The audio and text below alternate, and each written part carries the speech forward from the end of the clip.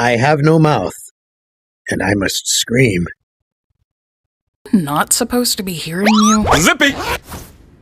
What did you even zip up? I don't have a mouth. Okay. Limp.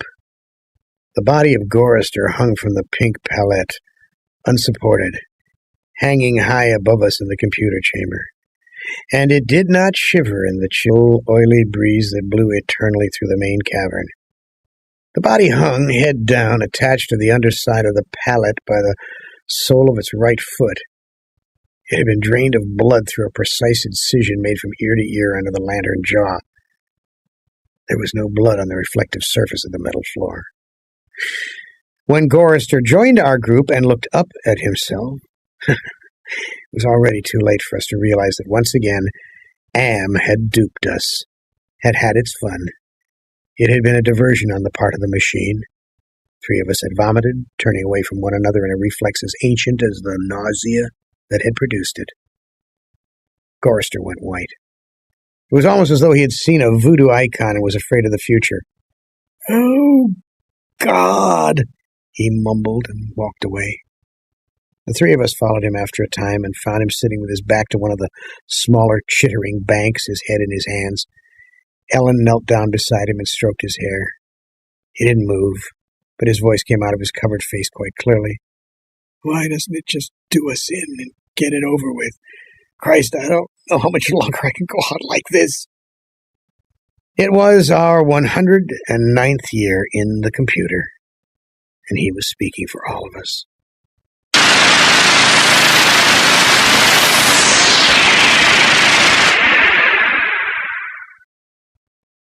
Nimdak, which was the name the machine had forced him to use because Am amused itself with strange sounds. Oh God! Why can't I remember my name? Nobody can remember their name once they enter the digital circus. Let's see!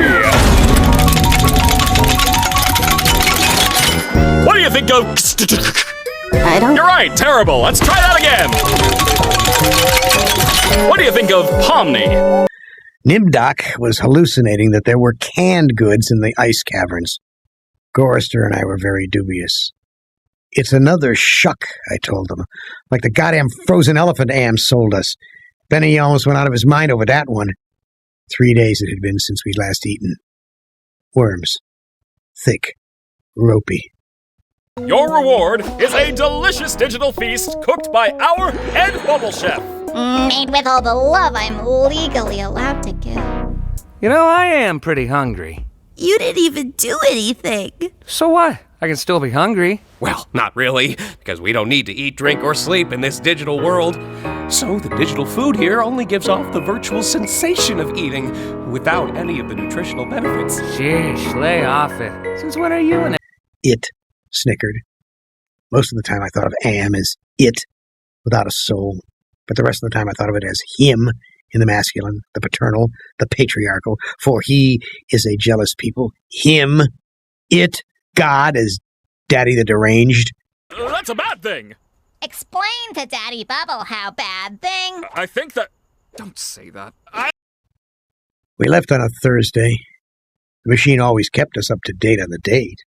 Passage of time was important. Not to us, sure as hell, but to him. Or well, where we all sleep at night. Even though we don't really need to sleep, it's sometimes nice to kind of take a break from everything and have a bit of a routine, you know? I'm sure there'll be one for... Oh, look, you already got one. On the third day, we passed through a valley of obsolescence, filled with rusting carcasses of ancient computer banks. Am had been as ruthless with its own life as with ours. Like one of these guys made it through. Wait, what? It was a mark of his personality. It strove for perfection. They look happy. They do, don't they? You think after this, maybe we could... Wait a minute! That's a bad thing! Explain to Daddy Bubble how bad thing. I think that... Don't say that. I think they're enjoying the suggestion box adventures more than the me adventures. What should I do? You should die. You should throw a beach party. Why do you swear now? Whether it was a matter of killing off unproductive elements in his own world-filling bulk... Wait, what? Or perfecting methods for torturing us...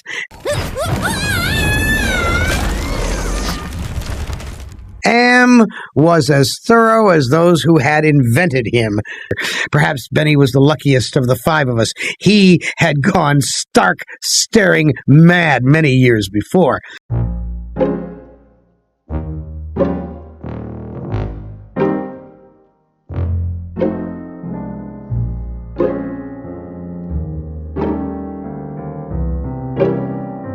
The machine would not tolerate our trying to escape.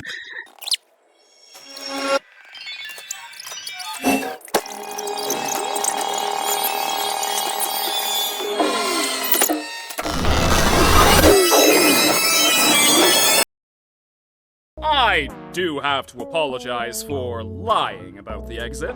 I knew how much all of you have been wanting there to be one, but, I was having so much trouble figuring out what to put on the other side and ended up never quite finishing it. And you know how I never liked that. It was too late. None of us wanted to be near him when whatever was going to happen, happened. Oh my god!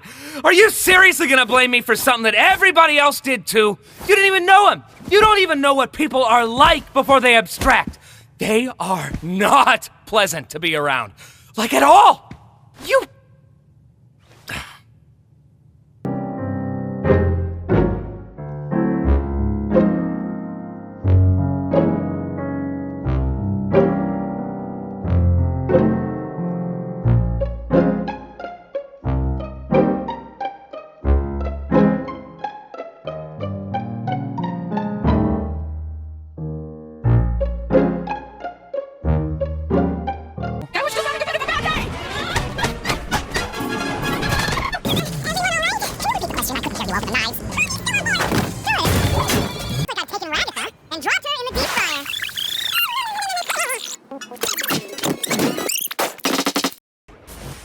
I am in so much pain.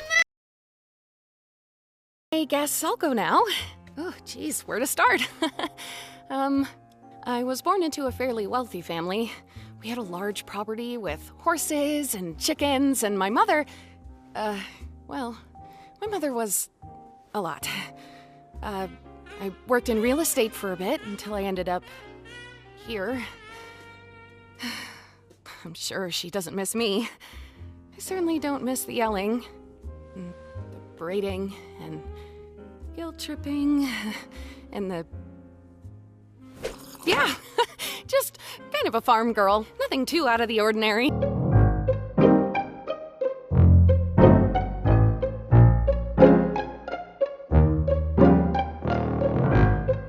On my hands and knees, the smell gagging me, filling my head with a thunderous pain that sent me away in horror. I fled like a cockroach across the floor and out into the darkness, that something moving inexorably after me. The others were still back there, gathered around the firelight, laughing, their hysterical choir of insane giggles rising up into the darkness like thick, many-colored wood smoke. I went away quickly, I went away quickly, I went away quickly and hid.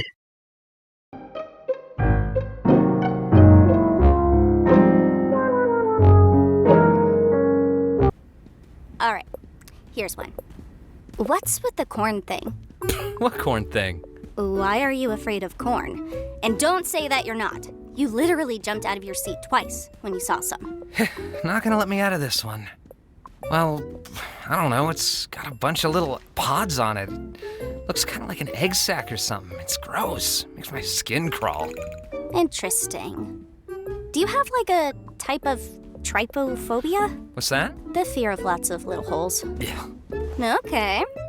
How about pomegranates? Awful. I'm learning a lot about you today. Let's not forget we're here to kill people. They hated me because I was the youngest and the one Am had affected least of all, you see.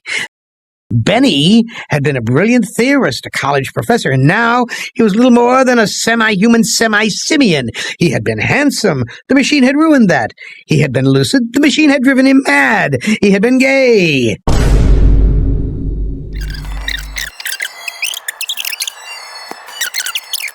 Am had done a job on Benny. Gorrister had been a worrier. He was a Connie, a conscientious objector. He was a peace marcher. He was a planner, a doer, a looker ahead. Am had turned him into a shoulder shrugger, had made him a little dead in his concern. Am had robbed him.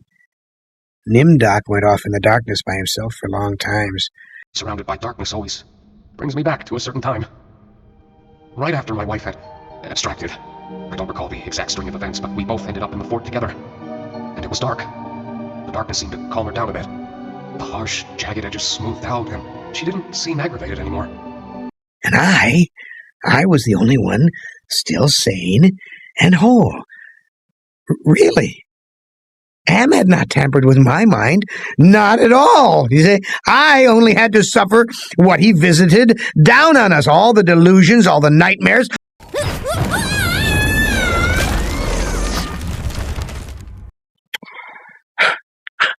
At which point it passed.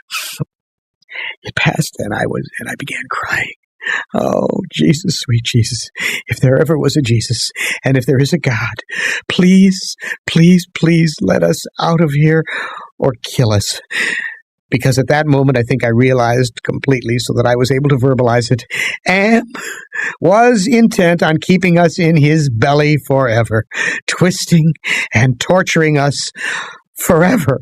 The machine hated us as no sentient creature had ever hated before. And we were helpless. It also became hideously clear. If there was a sweet Jesus, and if there was a God, the God was Am.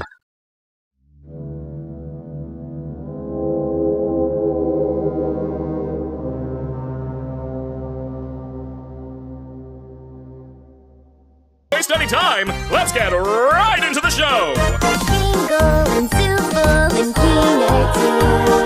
Drag up the decks and make house more woo. Day after day after. There was no way.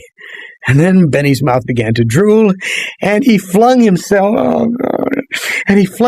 on Gorster, and in that instant, I felt terribly calm. I knew death was our only way out. Am had kept us alive, but there was a way to defeat him. I drove the great ice point ahead of me like a battering ram, braced against my right thigh. It struck Benny on the right side, just under the ribcage, and drove upward through his stomach and broke inside him. He pitched forward and lay still.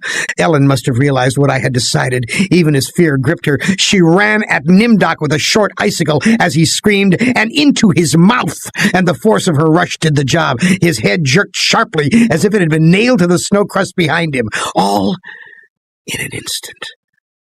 There was fear and pleading in her manner, the way she held herself ready. I knew we had only a heartbeat before Am would stop us. It struck her, and she folded toward me, bleeding from the mouth. Am has altered me for his own peace of mind, I suppose. He doesn't want me to run at full speed into a computer bank and smash my skull. Waste any time, let's get right into the show! Bingo and Super and Peanut too. Drag up the decks and make house more woo. Day after day after. I will describe myself as I see myself. I am a great, soft, jelly thing, smoothly rounded, with no mouth, with pulsing white holes filled by fog where my eyes used to be, rubbery appendages that were once my arms, bulks rounding down into legless humps of soft, slippery matter. I leave a moist trail when I move. Blotches of diseased, evil gray come and go on my surface, as though light is being beamed from within. Outwardly, dumbly, I shamble about a thing that could never have been known as human, a thing whose shape is so alien a travesty that humanity becomes more obscene for the vague resemblance. Inwardly, alone, here, living under the land, under the sea, in the belly of Am, whom we created because our time was badly spent, and we must have known unconsciously that he could do it better. At least the four of them are safe at last. Am will be all the madder for that. It makes me a little happier. And yet, Am has won. Simply. He has taken his revenge on me. I have no mouth, and I must scream.